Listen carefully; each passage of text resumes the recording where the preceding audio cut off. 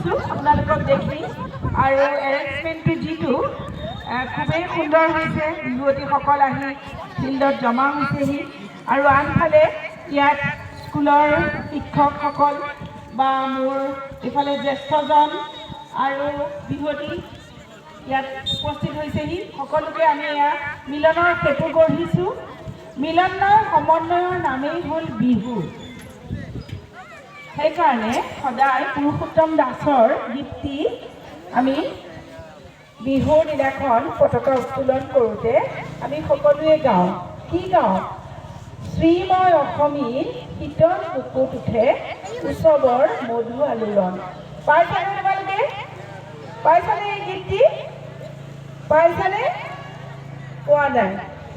ইয়াতে আশে পাশে বিহু হয়তো, আৰু বিহুৰ আলোচনী যিখন আমি আজিকালি এনেকুৱা হৈছে যে আমি অসমীয়াত কথা কোৱাতকৈ ইংৰাজী শব্দ কিছুমান সোমোৱাই দিলেহে খুব ভালকৈ যেন বুজি পাম।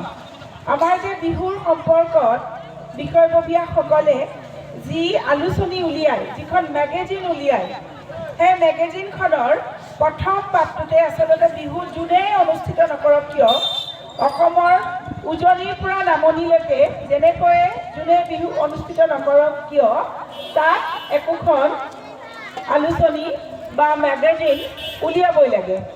আৰু উলিয়ালে সেই মেগাজিনৰ প্ৰথম যিটো গীত সেইটোৱে হ'ল যে শ্ৰীময় অসমীৰ শীতল বুকুত উঠে উৎসৱৰ মধু আলোড়ন, জাগে গম্ভীৰ গিৰিবৰ প্ৰান্তৰ শিৰোবৰ।